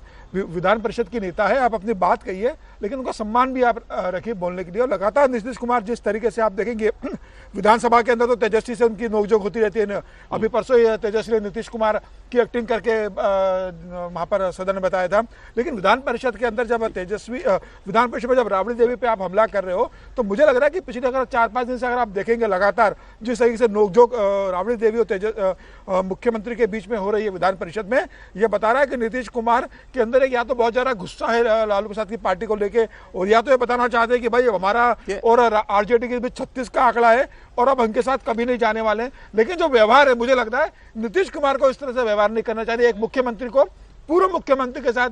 ठीक है, आपका मतभेद है, आप एक दायरा रखिए बोलने का। मुझे लगता है कि अभी मामला पर्सनल से भी ऊपर थोड़ा सा बढ़ता है, निश्चित रूप से हो गया और बहुत मतलब नहीं। अब ये कुणाल कामरा प्रकरण की बात कर लेते हैं। मैंने आपको बताया कि कुणाल कामरा पर जो एक्शन वहां पर हुआ, पहले शिंदे सेना के लोगों ने तोड़फोड़ की स्टूडियो में जाकर के उनके पैरोडी गाने पर आपत्ति जताते हुए, उसके बाद फिर बीएमसी वाले भी वहां पहुंच गए। अच्छा, कुणाल कामरा ने साफ कह दिया कि मैं माफी नहीं मांगूंगा और मैं इनके डर से जो है छुपकर भी कहीं नहीं बैठूंगा, जो करना है इनको कर ले, तो वो माफी नहीं मांग रहे हैं। सरकार साफ कह रही है। सरकार में कल मुख्यमंत्री ने बोला था कि ये तरीका, ये कोई कॉमेडी नहीं है और ये तो इन्होंने अपमान किया है एक नेता का, बड़े नेता का। आज वहां जो गृह राज्य मंत्री है उन्होंने साफ कहा कि इस पर एक्शन तो होगा, मतलब कुणाल कामरा पर एक्शन होगा। डेफेमेशन का केस भी किया है सरकार ने इनकी, शिंदे सेना की तरफ से इनके ऊपर किया गया है और उन्होंने कहा बीएमसी की कार्रवाई भी इनके खिलाफ होगी। ऐसा नहीं हो सकता कि आप किसी बड़े नेता का ऐसे अपमान कर दें। अब कंगना रनौत के प्रकरण से लोग इसको जोड़कर देख रहे थे कि उद्धव ठाकरे ने ऐसे ही कंगना रनौत की पॉलिटिकल बयानबाजी से नाराज होकर के उनके दफ्तर में, उनके ऑफिस में तोड़फोड़ करवा दी थी। तो अब ये काम जो है, अब बीजेपी शिंदे सेना की सरकार आई है तो वो कुणाल कामरा के साथ कर रही है। इस पर रिएक्शन 2 हैं। योगी जी की बात भी आपको सुनवाऊंगा, लेकिन कंगना रनौत कह रही है मेरे मामले से इसकी तुलना मत कीजिए आप, मेरा मामला बिल्कुल अलग था। मेरे मामले में तो इन्होंने सरासर गैर कानूनी अवैध कार्रवाई की थी, ये लीगल कार्रवाई है जो कुणाल कामरा पर हुई है। सुनिए। किसी का जो है अपमान करना, उसकी अपकीर्ति करना, देखिए जो लोगों ने आप चाहे सरकार देखिए, सत्ता देखिए, जिस इंसान के पास उसकी इज्जत ही सब कुछ है, आप जो है कॉमेडी के नाम पर उनकी इज्जत उछाल रहे हैं, उनकी अपकीर्ति कर रहे हैं, उनके काम को डिसरिगार्ड कर रहे हैं। शिंदे जी जो है वो कभी किसी जमाने में रिक्शा चलाया करते थे, आज वो अपने दम पर इतना आगे आए हैं। और ये कौन, उनके खुद की क्या क्रेडेंशियल्स है, कौन है ये लोग जो कुछ जिंदगी में कर नहीं पाए, जो जिंदगी में कुछ जिनका क्या, अगर मैं कहती हूँ अगर वो लिख सकते तो कुछ साहित्य में लिखिए, कॉमेडी, कुछ किसी तरह का कुछ, क्या ये लिटरेचर में कुछ लिखते हैं? सर, कंगना जी कह रही है विनोद जी कि मेरे मामले से मत मिलाना, वो हिस्सा नहीं चला, मैं बता रहा हूँ आपको, मैंने सुना, कह रही मेरे मामले से मत इसकी तुलना कीजिए, वो तो अवैध कार्रवाई थी, ये लीगल है। कंगना जी बीजेपी की सांसद हैं, तो उनसे यही अपेक्षा है कि भाई अपनी गठबंधन के डिप्टी चीफ मिनिस्टर का बचाव तो करेंगी ही वो, वरना फर्क कैसे है। उनके खिलाफ जब बीएमसी ने कार्रवाई की तब भी आलोचना हुई कि इस तरह से अगर आप इलीगल था तो पहले नोटिस देना चाहिए था, और इसमें जब तोड़फोड़ हुई तो इसकी भी आलोचना होनी चाहिए क्योंकि किसी से जस्टिफाइड नहीं है। दोनों समान मामले हैं आपके। भाई कंगना जी ने भी बहुत कुछ बोला था, उसका रिएक्शन था, कुणाल कामरा ने जो बोला उसका रिएक्शन है, तो मामले तो एक ही जैसे हैं ना। अब कंगना जी के पुराने बयान का निकालने शुरू कर दें तो आज जो बोल रहे हैं बिल्कुल उससे उलट है। उन्होंने क्या नहीं बोला, मतलब महात्मा गांधी तक को लेकर टिप्पणी की है उन्होंने। लेकिन कुणाल कामरा का उस वक्त का वीडियो निकाल के दिखाया जा रहा है सर, संजय राउत से ये बात कर रहे थे और ये कह रहे थे कि मैं तो खुश हूं जो कंगना जी के साथ। हाँ, तो आज इनके साथ वही नहीं, तो आज भी वही हुआ। देखिए, ये इतिहास में न्याय सबके साथ होता है। कुणाल कामरा को खुश होने की जरूरत नहीं थी उस समय, और आज कंगना जी को खुश होने की जरूरत नहीं है। सिलेक्टिव नहीं हो सकते एक तरह की कि अपने मेरा मामला अलग है, इनका अलग है, ये नहीं होता ना।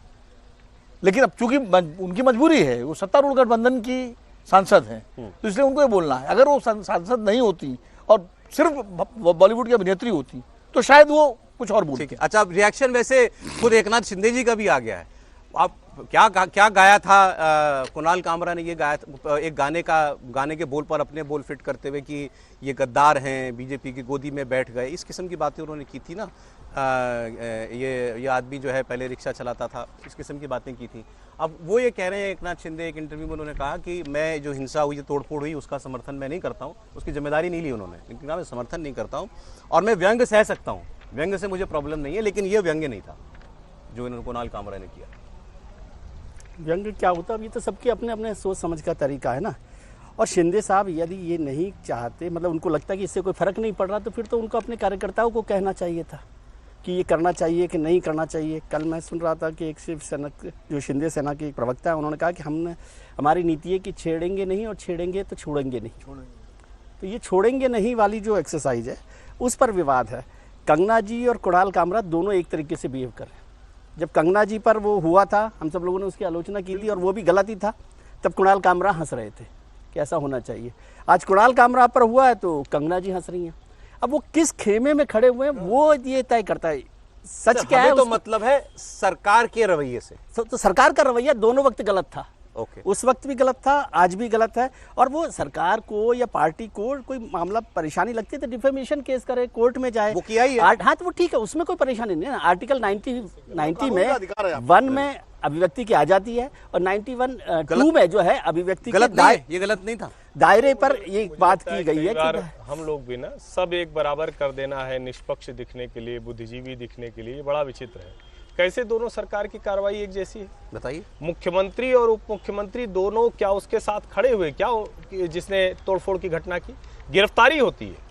शिवसेना से जुड़े हुए जिस पार्टी का उप मुख्यमंत्री है उसके युवा सेना के नेता और 11 लोगों की गिरफ्तारी होती है। जरा याद करके बताइए उस सरकार में किसकी किसकी गिरफ्तारी हुई थी, तो क्या क्या नहीं किया था। और इसीलिए मैं कह रहा हूं, तो सरकार नहीं किया था जो किया था ना, मैं इसीलिए कह रहा हूं कि वहां सरकार इन्वॉल्व थी। यहाँ किसी नेता के ऊपर टिप्पणी से उसके कार्यकर्ता गुस्से में गए और उन कार्यकर्ताओं पर सरकार ने कार्रवाई, आप दोनों को एक बराबर कैसे और उसके बाद एक सेकंड, उसके बाद सरकार का पहला एक्शन क्या है? सर क्लियर, उसके बाद पहला एक्शन क्या सरकार का? बीएमसी को भेज दिया उस स्टूडियो में तोड़फोड़ का छज्जा हटाने के लिए जहां पर रिकॉर्डिंग होती है। तो बड़ा सामान्य, और कुणाल कामरा का भी स्टूडियो नहीं है, तो बड़ा सामान्य सा है। नहीं, ये तो मैं कल भी कह चुका हूं कि पिटने वाली हरकत कामरा करे, पिटना नहीं चाहिए, लोकतंत्र में पिटाई ठीक नहीं है, लेकिन पिटने वाली हरकत कामरा ने की, टूट गया वो स्टूडियो।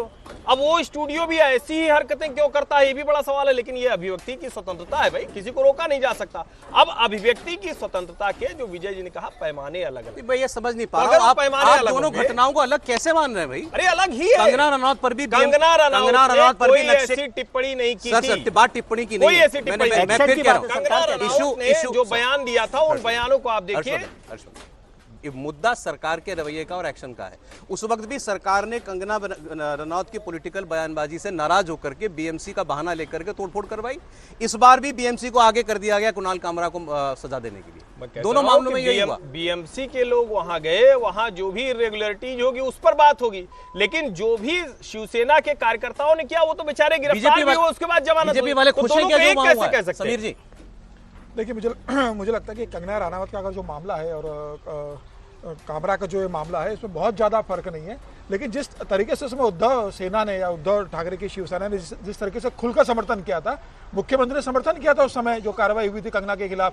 आदित्य ठाकरे का बयान आया था, संजय राउत का आधिकारिक रूप से बयान आया था, उद्धव ठाकरे का अधिकृत रूप से बयान आया था, रश्मि ठाकरे का अधिकृत रूप से बयान आया था। तो इस समय कम से कम देवेंद्र फडणवीस ने यह कहा है ना कि जिन्होंने कार्रवाई की गिरफ्तार किया गया है। एकनाथ शिंदे ने कहा कि मेरा हिंसा को समर्थन नहीं है, उन्होंने कहीं समर्थन नहीं किया कि मेरे कार्यकर्ताओं ने अच्छा किया। मुख्यमंत्री ने कहीं नहीं कहा कि जो कार्यकर्ताओं ने किया। बीएमसी की कार्रवाई अभी क्यों पहुंचे तोड़ने के लिए? देखिए, तो बीएमसी के अधिकारी को लगता है कि भाई हमारे नेता पे कार्रवाई हो तो जाना पड़ेगा। ये दोनों जगह कार्रवाई मुझे कंगना ने जब बयान दिया था तो कंगना के खिलाफ शिवसैनिकों ने कोई वहां उसके ऊपर हमला नहीं किया था, काले झंडे दिखाए थे एयरपोर्ट पे। दो अलग अलग बात है, इसमें सरकार की कार्रवाई की बात, केवल सरकार की कार्रवाई की बात है। और आप सोचिए, कंगना उतरी थी, उसको सेंट्रल फोर्स की सिक्योरिटी देनी पड़ी थी शिवसेना के कार्यकर्ताओं की वजह से। आप कह रहे हैं कि कुछ किया नहीं? यहाँ तो फोन पर धमकी मिल रही है, कुणाल कामरा को फोन पर धमकी दे रहे हैं, ये भी अच्छा है। धमकी मिल वो रही है कि कॉमेडियन देश भर कहता में है कि हम कहीं तो पे सबकी कॉमेडी करेंगे और छिप के बैठा हुआ है तमिलनाडु में। अगर उसे ये क्या बात हुई है? आप किसी को व्यक्तिगत, ये बिल्कुल गलत बात है।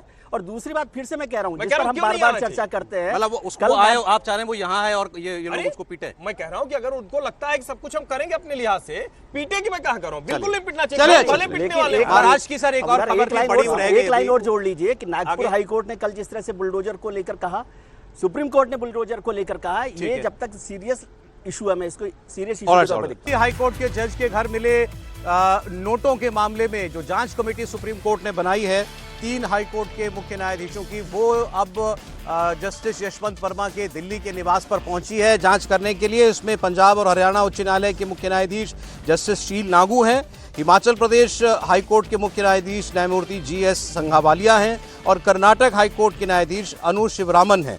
और ये जस्टिस यशवंत वर्मा के सरकारी घर पर अभी पहुंचे हैं और वहां जो उनका आउट हाउस था या जिसको स्टोर रूम जैसा बताया जा रहा है, जहां आग लगी थी, वहां पर जो बोरों में बंद नोट मिले थे जो जले हुए थे, उसका वीडियो खुद सुप्रीम कोर्ट ने जारी किया था।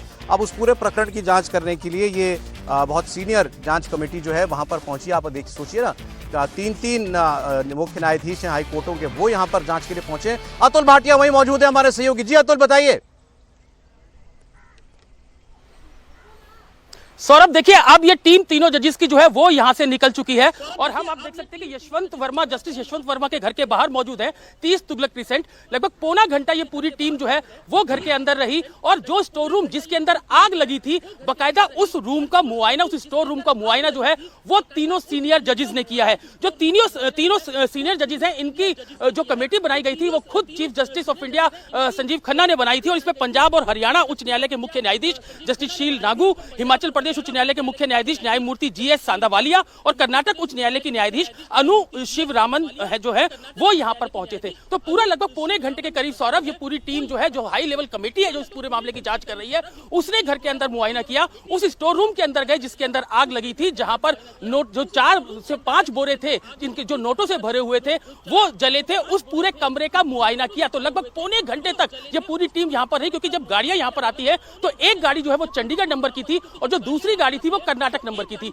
और जो जस्टिस अनु है वो अकेली गाड़ी के अंदर आई थी और उसके बाद तीनों ने उस कमरे का जाकर मुआयना किया। तो यहाँ पर सिक्योरिटी जो है आप देख सकते हैं, यहाँ पर CRPF के जवान है, वो तमाम लोग जो है और जो पूरा स्टाफ है वो यहाँ पर गेट के ऊपर तैनात था और पूरी जो टीम है उन्होंने उस कमरे के एक कोने का मुआयना किया है जो हमें बताया जा रहा है। और उसके बाद लगभग पौने घंटे जस्टिस यशवंत वर्मा के घर पर रहने के बाद ये टीम जो है वो यहाँ से निकली है और जो विजुअल भी इंडिया टीवी एक्सक्लूसिव दिखा रहा है सौरभ कि किस तरीके से जो तीनों जजेस की टीम है वो गाड़ी से उतरती है, बकायदा उस स्टोर रूम तक जाती है जिस स्टोर रूम के अंदर आग लगी थी और वहां पर उसका पूरा मुआयना किया जाता है। इससे पहले अतुल गर्ग जो कि दिल्ली फायर सर्विस के डायरेक्टर हैं, उनसे ये पूरी टीम जो है वो पूछताछ कर चुकी है, बातचीत कर चुकी है और उसके बाद ये माना जा रहा है कि दिल्ली पुलिस कमिश्नर, क्योंकि पूरी रिपोर्ट जो है वो दिल्ली पुलिस कमिश्नर की तरफ से इस पूरे मामले के अंदर जो दिल्ली हाईकोर्ट के चीफ जस्टिस है उनको सौंपी गई थी और उसके बाद ये पूरी रिपोर्ट जो है वो CJI संजीव खन्ना को सौंपी गई थी। तो अब ये पूरी जांच कमेटी जो है उसने अपनी जांच इस पूरे कैश कांड के अंदर जो नोटों के अंदर आग लगी थी जस्टिस यशवंत वर्मा में उसके स्टोर रूम के अंदर, उसमें अपनी जांच तेज कर दी है और जो तीनों जस्टिस हैं वो अभी घर से यहां से निकले हैं और पूरे कमरे का मुआयना करने के बाद यहां से निकले हैं। निश्चित रूप से जिस तरीके से CJI जस्टिस संजीव खन्ना ने इस पूरे मामले की जांच के आदेश इस high power high level committee को दी है, अब इस पूरे मामले की जांच जो है वो इन तीनों जस्टिस ने काफी तेज कर दिया है। घर का मुआयना सबसे पहले किया गया है। अतुल ये बताइए, ये आपने कहा कि फायर सर्विस के चीफ से वो लोग जो है पूछताछ कर चुके हैं, दिल्ली पुलिस जो है उसने क्या पाया ये भी वो लोग जानने, ये जो कमेटी है वो जानेगी।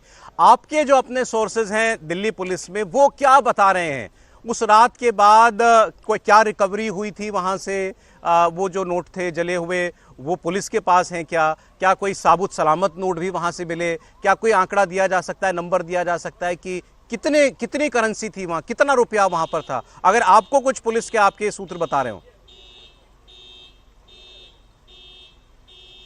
देखिए सौरभ, हर कोई ये जानना चाहता है कि आखिर इन नोटों की संख्या कितनी थी, कितनी बड़ी तादाद में ये नोट थे।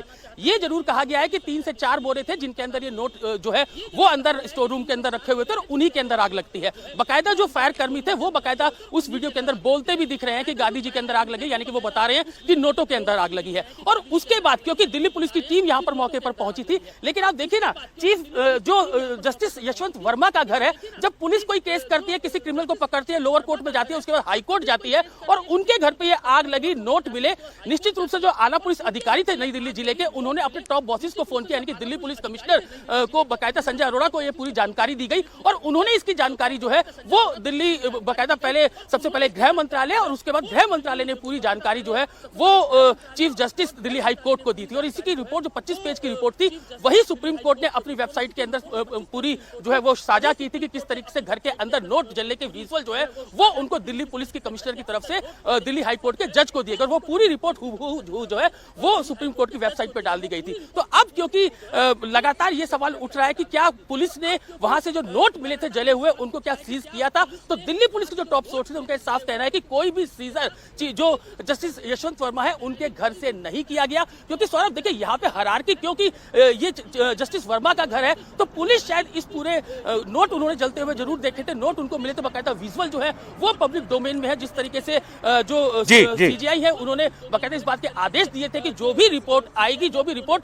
जो चीफ हाईकोर्ट के चीफ जस्टिस तरफ से दी जाएगी वो बाकायदा सुप्रीम कोर्ट की वेबसाइट पर डाली जाएगी। तो अब जो तीनों जो जजेस हैं वो यहाँ पर पहुंचे थे यशवंत वर्मा के घर पे, जस्टिस यशवंत वर्मा के घर पे, और यहाँ पर उन्होंने पूरे कमरे का मुआयना किया है और अब वो टीम यहाँ से निकल चुकी है। जी सौरभ, पूरे कमरे का मुआयना किया है और अब वो टीम यहाँ से निकल चुकी है। बहुत शुक्रिया अतुल, आपका बहुत शुक्रिया आपका पूरे अपडेट के लिए। इस मामले में 2-3 बातें मैं आपको बताऊं। एक तो कोलिजियम की बैठक ने कल जस्टिस यशवंत वर्मा को इनके parent high court Allahabad high court transfer करने को अब उसकी अनुशंसा कर दी है, केंद्र को भेज दिया है वो प्रस्ताव। अब लेकिन इलाहाबाद हाईकोर्ट की जो बार एसोसिएशन है वो इसका सख्त विरोध कर रही है और वो तो कह रहे हैं कि हम हड़ताल पर चले जाएंगे, सांकेतिक हड़ताल वो कर ही चुके हैं एक बार। तो अब ये देखना होगा कि ये नया विवाद ना खड़ा हो जाए। लेकिन 2 बातें मैं आपको इसमें बताना चाहता हूँ। कल एक स्टेटमेंट पूर्व न्यायाधीश जस्टिस डी.वाई. चंद्रचूड़ का आया। उन्होंने कहा कि हमारे पास कोई जांच एजेंसी थोड़े है जुडिशरी के पास कि हम ये जो जांच कमेटी जैसे ये बनी है, हम किसी मामले की जांच करते हैं, हमारे पास कोई एजेंसी नहीं है कि हम जांच कर पाएं। पुलिस को हम इन्वॉल्व नहीं करते क्योंकि हम लोग पुलिस पर भरोसा नहीं करते ऐसी जांच में, ऐसा उन्होंने कहा। तो ऐसे किसी एजेंसी के अभाव में कैसी जांच हो पाएगी।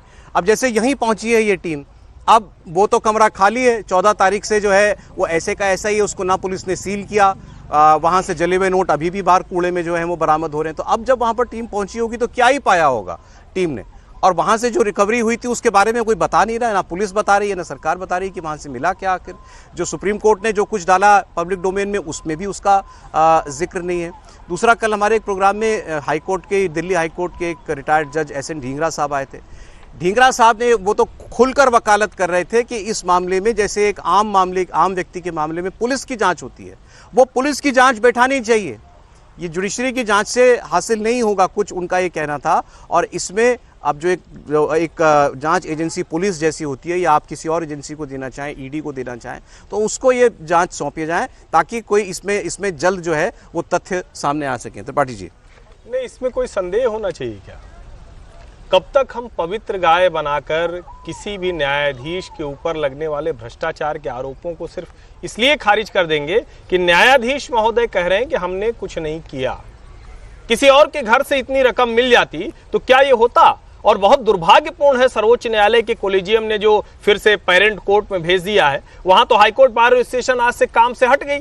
अब काम से हट गई तो जितने मामले इन दिनों में पेंडिंग होंगे उसका जवाबदेह कौन होगा? कोलेजियम होगा। उसका जवाबदेह कौन होगा? ये भ्रष्टाचार का मामला होगा। और अगर इतना गंभीर भ्रष्टाचार का आरोप है तो क्या पुलिस की इतनी हिम्मत थी क्या कि वो सील करके और सामान्य जांच कर पाती? जस्टिस ढींगरा बिल्कुल दुरुस्त बात कह रहे हैं। क्यों 2 लोगों के लिए अलग अलग कानून होगा? अगर आप कोई न्यायिक कार्य करते हुए किसी तरह का मामला है तो बिल्कुल आपको वो प्रोटेक्शन मिलना चाहिए, कॉन्स्टिट्यूशनल प्रोटेक्शन। आप हमारी तरह या किसी आम आदमी की तरह नहीं हो सकते। ये 3 हाईकोर्ट के चीफ जस्टिस पहुंचे हैं जांच करने के लिए, इस पर क्या कहना है? नहीं, ये अच्छी बात है जांच करने पहुंचे हैं, लेकिन अंत में तो इनको किसी एजेंसी का सहारा लेना पड़ेगा ना। और हम ये कैसे कह सकते हैं, अगर चंद्रचूड़ साहब ये कह रहे हैं हमारी एजेंसी नहीं, आपकी ही तो सारी एजेंसी है ना। आपके सामने अदालत में आईपीएस ऑफिसर टोपी उतारकर घंटों खड़ा रहता है, अदालत में घुसने की उसकी हिम्मत नहीं होती। कैबिनेट सेक्रेटरी को आप बुला के कहते हैं कि हम तुमको उल्टा कर देंगे, हम तुम्हारे खिलाफ ये कार्रवाई कर, क्यों कहते हैं? क्योंकि न्यायालय को ये अधिकार दिए गए हैं जिससे देश की जनता में न्याय के प्रति भरोसा रहे। ये वो भरोसा तोड़ रहा है। पुलिस को कार्रवाई करनी चाहिए, न्यायमूर्ति यशवंत वर्मा के खिलाफ मामला दर्ज होना चाहिए और उसी तरह से जांच होनी चाहिए जैसे सामान्य मामलों में होती है। समीर जी देखिए, लेकिन सुप्रीम कोर्ट ने इस मामले में पारदर्शिता तो दिखाई, जो कुछ था वो ऑन रिकॉर्ड रखा, पब्लिक के सामने रखा। अब ये कमेटी बनाई है, वो जा ही रही है जांच करने के लिए। सुप्रीम कोर्ट ने जो ऑन रिकॉर्ड पब्लिक के सामने रखा है, क्या उससे यशवंत वर्मा जी गुनाहगार साबित हो जाएंगे? 3 जजों की जो आपने जो कमेटी बनाई है कि 2 मुख्य न्यायाधीश है, 2 हाई कोर्ट के मुख्य न्यायाधीश है, तीनों चीफ जस्टिस, तीनों चीफ जस्टिस है, 2 चीफ जस्टिस, एक न्यायाधीश है, कर्नाटक वाले न्यायाधीश है। अगर ये जो 3 लोग गए तो आज अगर ये जांच करने गए तो ये सबूत तो इकट्ठा नहीं करेंगे ना। ये क्या करेंगे? यशवंत वर्मा जी से बात करेंगे कि भाई पैसा कहाँ से आया, उनसे पूछताछ करेंगे। रूम में जाकर क्या करेंगे? स्टोर रूम में सबूत कौन इकट्ठा करता? सबूत तो पुलिस इकट्ठा करती ना। और आज 14 तारीख की रात को जो घटना घटी है, अब क्या हमारे सबूत होंगे? नहीं, जैसे तो उन्होंने फायर सर्विस के चीफ से पूछा तुम गए भाई, तुमको क्या मिला, फिर पुलिस से भी पूछेंगे। पुलिस ने कोई रिपोर्ट बना के दी होगी ना ऊपर सुप्रीम को। भाई चीफ जस्टिस ऑफ इंडिया को अगर ये सारी सूचना दी गई है तो उसका कुछ आधार दिया होगा ना पुलिस ने। पुलिस कमिश्नर ने जो 15 तारीख को जो रिपोर्ट दी है शाम को चीफ जस्टिस ऑफ इंडिया को, क्या वही पर्याप्त रिपोर्ट है? होता क्या अगर सुप्रीम कोर्ट के चीफ जस्टिस अगर कह देते तुरंत कि भाई पुलिस सील करे, घर को सील करे, रूम को सील करे, बेटी का बयान ले, सारे वीडियो अगर होते, सारे अगर फोन जब्त हो जाते, लैपटॉप जब्त हो जाते। यशवंत वर्मा जी का लैपटॉप तक जब्त नहीं हुआ, उनका फोन तक अभी जब्त नहीं हुआ है, फॉरेंसिक जांच के लिए भेजा नहीं गया अभी। तो मुझे लग रहा है कि ये पूरा मामला, मुझे लगता है कि लटकाने, अटकाने और भटकाने का मामला है। इससे कोई सच निकल के नहीं आने वाला है। नोट के विजुअल मैं तो जितनी बार देखता हूं मुझे हैरानी होती है कि कैसी यहाँ पर जो है तफ्तीश हो पाएगी। देखिए नोट वहां पर थे, इसमें तो आप कोई संदेह रहा नहीं। तो सुप्रीम कोर्ट ने वो वीडियो जब सार्वजनिक कर दिया तो वहां नोट तो थे। जानना क्या है, नोट किसके थे, किसने रखे और कितने थे, क्यों वहां पर थे, ये जानना है, यही जानना, यही। और इसी से पता लग जाएगा कि कहानी क्या है। लेकिन एक बड़ी दिलचस्प बात यह है सौरभ कि जुडिशरी में के खिलाफ, जज के खिलाफ जब भी कभी कोई मामला आता है तो उन्हीं की कमेटी बन जाती है, वही जांच करते हैं। आप याद कीजिए एक चीफ जस्टिस के खिलाफ सेक्सुअल हैरेसमेंट का आरोप लगा था, उन्हीं कमेटी बन गई, उन्होंने क्लीन चिट दे दी, सब हो गया। सामान्य व्यक्ति, जो हर्षवर्धन सही कह रहे हैं, अगर आप न्यायिक कार्य करते हुए आप किसी मामले में आते हैं तो आपको एक प्रोटेक्शन है, मान लीजिए सुरक्षा का। रही बात चंचूड़ जी ये कह रहे हैं कि एजेंसी पे, पुलिस पे भरोसा नहीं है। अरे भाई आप तमाम मामलों की जांच जब सीबीआई को देते हैं या पुलिस को देते हैं या एसआईटी गठित करवाते नहीं करवाते हैं, तो भरोसा नहीं तो कैसे गठित करवाते हैं? देश की जो एजेंसियां हैं, प्राइम एजेंसियां हैं, ये कैसे कोई एक्स चीफ जस्टिस से कह सकता है कि हमें भरोसा नहीं पुलिस पे? तो आप फिर जांच की क्यों देते हैं जब कोई जाता है सीबीआई जांच? इलाहाबाद हाईकोर्ट बार एसोसिएशन भड़क गया है फिर बुरी तरीके से। उन्होंने पहले ही कहा था हम कोई डस्टबिन नहीं है कि आप यहाँ हम कचरा फेंक। नहीं, सही भड़के हैं, उनका भड़कना सही है, क्योंकि आप एक तरह से पनिशमेंट पोस्टिंग दे रहे हैं। तो ये पनिशमेंट पोस्टिंग आप कहाँ दे रहे हैं? और सुप्रीम कोर्ट ने पहले सफाई दी थी कि ये दोनों मामले अलग हैं, कोलिजियम में इनको इलाहाबाद भेजे जाने की सिफारिश करना और ये नोट मिलना, दोनों अलग अलग बातें। लेकिन फिर हुआ वही कि भेजा गया उनको। तब तो इसका मतलब कोई और गंभीर मामला है जिसमें गए हैं। तब से इससे उत्तर भी कोई गंभीर मामला है कि supreme court, Allahabad high court bar association के अध्यक्ष की बात सुनवाता हूं। एक करप्शन के चार्ज में फंसा हुआ जज इलाहाबाद हाईकोर्ट क्यों भेजा? इलाहाबाद हाईकोर्ट का एक लंबा ट्रेडिशन है, बहुत ही अच्छा ट्रेडिशन रहा है। इतनी स्ट्रॉन्ग जजमेंट्स हैं यहाँ के जो पूरे हिंदुस्तान में फॉलो किए जाते हैं। उस हाईकोर्ट को कहाँ पहुँचाना चाहते हैं? क्यों इतनी नफरत इस हाईकोर्ट से है? हमारे उन जजेस जो यहाँ दिन रात हार्डवर्क करके काम कर रहे हैं, उनकी मेहनत को क्यों खत्म किया जा रहा है? इसलिए ये लड़ाई है। जैसे जस्टिस यशवंत वर्मा का ये कहना है कि वो घर पे नहीं थे, जो बाहर उनके घर के अलग। ये सवाल पूछना ही नहीं चाहिए, क्योंकि अगर यशवंत वर्मा जी उस कैश के बारे में नहीं जानते हैं, हो सकता है ना जानते हो, तो ये बहुत इररिस्पॉन्सिबल बिहेवियर होगा एक जज का। क्योंकि आज तो बात कैश की थी, कल को अलकायदा का कोई आदमी वहां बैठा मिलेगा और यशवंत जी और वो पार्लियामेंट में बम गिराए, आतंकवाद में इन्वॉल्व हो, एंटी नेशनल एक्टिविटी करे, वहीं रहे। क्या यशवंत जी कह पाएंगे कि मुझे नहीं पता?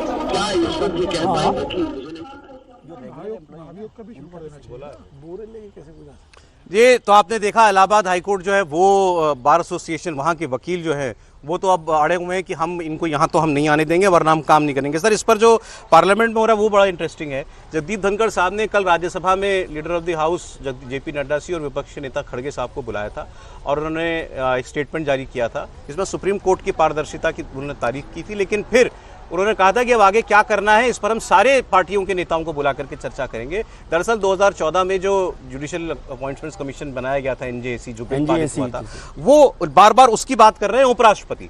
और आज भी उन्होंने ये स्टेटमेंट दिया है, उन्होंने कहा है कि 2015 में, माफ कीजिएगा, जो ये एक लीगल सिस्टम को में पारदर्शिता लाने के लिए प्रयास किया गया था, इसमें यूनानिमस तरीके से पार्लियामेंट ने वो बिल पास किया, 16 विधानसभाओं ने में उसको पारित किया गया था और उस पर राष्ट्रपति ने हस्ताक्षर किए। तो वो सेफ गार्ड था, वो होता तो ये मामले नहीं होते। वो अब बार बार वहां ले जाना चाह रहे हैं चर्चा को। क्या ये क्या ठीक है, उचित है? नहीं, ये कोशिश हो रही है। हाँ। उचित है नहीं उचित, उससे पहले ये प्रयास हो रहा है। हाँ, एक चीज़ मैं बताता हूँ। जनरल अभी जो बात हो रही है जुडिशरी को लेकर, जुडिशरी का ये फैसला है जिसमें कहा गया the observation of the judgment of the Supreme Court in K Veeraswami against UI prohibiting that no criminal case shall be registered against judge of the High Court or Supreme Court without the prior permission of the CJI। ये तो होता ही है ना? नहीं तो ये एक बड़ा आपके पास कवर है ना कि आप किसी जज के खिलाफ FIR लॉन्च नहीं कर सकते, पहली बात। दूसरी बात, मैं रिपोर्ट देख रहा था कि देश भर में जो हमारे जितने जिम्मेदार लोग हैं, संवैधानिक पदों पर बैठे लोग हैं, उनके असेट्स डिक्लेरेशन पर बात होती है बार बार। सुप्रीम कोर्ट ने भी कहा, चुनाव आयोग ने भी कहा कि एमपी जो है चुनाव लड़ने से पहले भी असेट्स डिक्लेयर करें। एमपी बन जाते हैं तो लोकसभा राज्यसभा में अपना असेट्स डिक्लेरेशन करते भी हैं, करते हैं, वो करना ही कंपलसरी है। जजेज का असेट्स डिक्लेरेशन मैंडेटरी नहीं है, पहली बात, वो अपनी इच्छा से करते हैं। इच्छा से कितने लोग करते हैं? 749 जज हैं देश में हाईकोर्ट के, और उसमें से 40 लोगों ने किया है। ठीक है, 40 लोगों ने असेट्स डिक्लेरेशन किया है।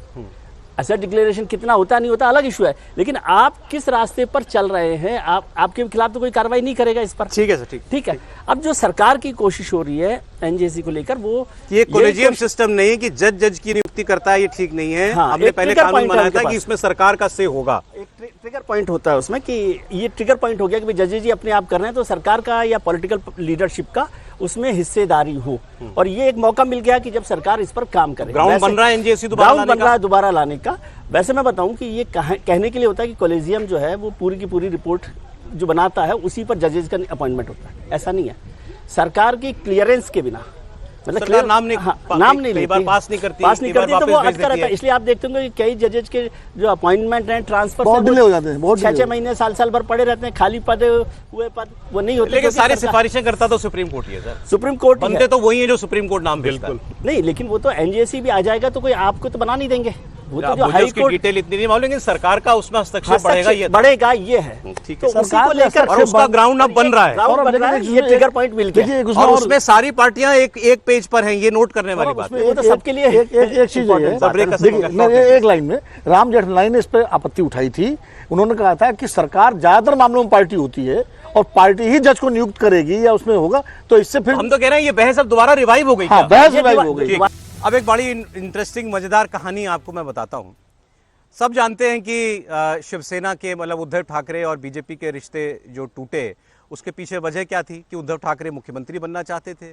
उन्होंने 2019 के चुनाव से पहले ये कहा, वो ये कहते हैं कि मुझे ये आश्वासन दिया गया था कि आप मुख्यमंत्री का चेहरा होंगे, आप चीफ मिनिस्टर बनेंगे और बारी बारी से दोनों पार्टियों का चीफ मिनिस्टर बनाया जाएगा। बीजेपी ने ये वादा खिलाफी की, अपना वादा तोड़ा। इसके बाद आप जो कुछ हुआ वो इतिहास है। देवेंद्र फडणवीस एक कार्यक्रम में बोल रहे थे, वो कार्यक्रम क्या था? ओम माथुर जी राज्यपाल हैं सिक्किम के, उनका एक अभिनंदन समारोह हो रहा था महाराष्ट्र में, वहाँ देवेंद्र फडणवीस थे। वो बात 2014 की बता रहे हैं। 2014 के लोकसभा इलेक्शन के बाद मोदी जी प्रधानमंत्री बन चुके थे और उसके बाद महाराष्ट्र का विधानसभा चुनाव होना था। ओम माथुर उस वक्त महाराष्ट्र के बीजेपी के प्रभारी थे, देवेंद्र फडणवीस बीजेपी के अध्यक्ष थे महाराष्ट्र के, अमित शाह सीन में आ चुके थे। और उस वक्त देवेंद्र फडणवीस ने यह बताया कि शिवसेना और हमारे बीच जब सीटों के बंटवारे की बात हो रही थी चुनाव लड़ने को लेकर, तो शिवसेना अड़ी हुई थी कि हम 151 सीटें लड़ेंगे और हम उससे ये कह रहे थे कि मुख्यमंत्री आप ही का बनेगा अगर हम जीते, लेकिन आप 147 सीटें लड़ लीजिए, 4 सीटें कम केवल वो कह रहे थे। आप मुख्यमंत्री बनेंगे, हमारा नेता कोई उप मुख्यमंत्री बनेगा। 127 सीट हम लड़ेंगे, लेकिन उद्धव ठाकरे 151 सीटों पर अड़े रहे। फिर उन्होंने कहा कि भाई साहब, ये वो माथुर जी ने मुझे कहा कि देवेंद्र हम जीतेंगे, अकेले लड़ो। और गृह मंत्री भी इस पर सहमत हुए, प्रधानमंत्री भी। केवल हम 4 लोग ये बात जानते थे और हमने ये फैसला किया कि भैया अब हम नहीं दबेंगे इनसे और हम अकेले चुनाव लड़ेंगे। फिर उसके बाद चुनाव अकेले लड़े बीजेपी और शिवसेना, दोनों को अच्छी सीटें आई। बीजेपी को रिकॉर्ड सीटें आई थी उस वक्त 122 सीटें। और उसके बाद बीजेपी की तरफ से देवेंद्र फडणवीस पहली बार मुख्यमंत्री बने और शिवसेना बाद में उस सरकार में शामिल हो गई थी, लेकिन कोई उप मुख्यमंत्री का पद शिवसेना को नहीं दिया गया था। तो अब देवेंद्र फडणवीस की कहानी से ये पता चल रहा है कि केवल 4 सीट ज़्यादा लड़ने की जिद में मुख्यमंत्री बनने का मौका 2014 में ही चूक गए थे उद्धव ठाकरे। ये कहानी इससे पहले कभी किसी ने नहीं सुनाई। आप सुनिए जरा देवेंद्र फडणवीस की जुबानी। जिस समय हमारे मित्र उस समय के शिवसेना के, उनके साथ हमारी बातचीत चल रही थी और हम उनको ज्यादा जगह देने को भी तैयार थे, लेकिन उन्होंने एक आंकड़ा अपने मन में पकड़ लिया था। हमको 151 ही चाहिए, हम कहते थे 147 ले लीजिए, हम 127 ले लेंगे। भाई साहब ने अमित भाई से बात की, किस प्रकार से तो नहीं चल पाएगा। अमित भाई ने प्रधानमंत्री जी से बात की, शिवसेना को अल्टीमेटम दिया। हमने कहा अगर 147 पर आप लड़ना चाहते हो हम आपके साथ हैं, साथ में लड़ेंगे, हम 127 लड़ेंगे, हम दोनों के अच्छे चुनकर आएंगे, 200 से ज्यादा लोग चुनकर आएंगे, आपका मुख्यमंत्री बनेगा, हमारा उप मुख्यमंत्री बनेगा। पर शायद विधि का विधान यह भी था कि मुझे मुख्यमंत्री बनना था। सीधे 260 सीटें लड़े और सबसे बड़ी पार्टी बनकर उभरे, और तब से लेकर अभी तक तीनों चुनाव में 100 पार करने वाली इस महाराष्ट्र की पिछले 30 साल में कोई पार्टी होगी तो भारतीय जनता पार्टी। अब देखिए, ये होता है, ये एक गलत फैसला कैसे आपका पूरा भविष्य जो है वो लिख देता है। अगर उस वक्त मान गए होते उद्धव ठाकरे तो वो तो गठबंधन में ज्यादा ही सीटें आती, अलग अलग लड़ने पर इतनी सीटें आई थी, तो मुख्यमंत्री बनते उद्धव ठाकरे, या किसी और को बनाना चाहते वो मुख्यमंत्री बनता, और फिर उनकी पार्टी की ताकत अलग होती और वहां से आज तक जानिए अगले 2 चुनाव में क्या सूरत होती। ये तो वो अगर होता तो पता चलता समीर जी, लेकिन ये तो बड़ी कहानी बताई उन्होंने। उद्धव ठाकरे कैसे चूके इससे।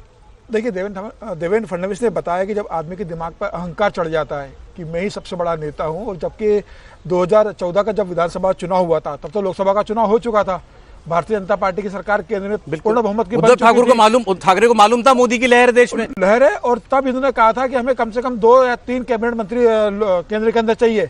1 कैबिनेट मंत्री प्रधानमंत्री मोदी ने सिर्फ दिया था इनको, हेवी इंडस्ट्री का मंत्रालय सिर्फ मिला था, 1 कैबिनेट मंत्री दिया था। जब प्रधानमंत्री ने कह दिया था कि विधानसभा चुनाव में हम आपके सम्मान का ध्यान रखेंगे, और लोकसभा चुनाव के बाद जब विधानसभा चुनाव, अमित शाह तो राष्ट्रीय अध्यक्ष बन गए थे, ओम माथुर चुनाव प्रभारी थे, देवेंद्र फडणवीस प्रदेश अध्यक्ष थे, लगातार बैठकें हुई, अमित शाह खुद गए मातोश्री बैठने के लिए, और देवेंद्र फडणवीस, ओम माथुर, पार्टी के बड़े नेताओं ने मातोश्री जाकर कम से कम 14 बार बैठक की, यह समझाने के लिए कि आप मिलकर चुनाव लड़ो।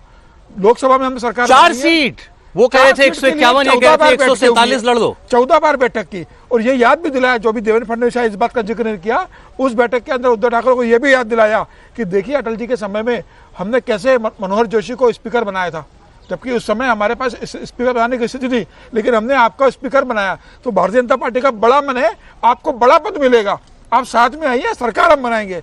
लेकिन उद्धव ठाकरे तो को ये लग रहा था कि शायद मैं अकेला लड़ूंगा तो मैं पूर्ण बहुमत की सरकार बना लूंगा।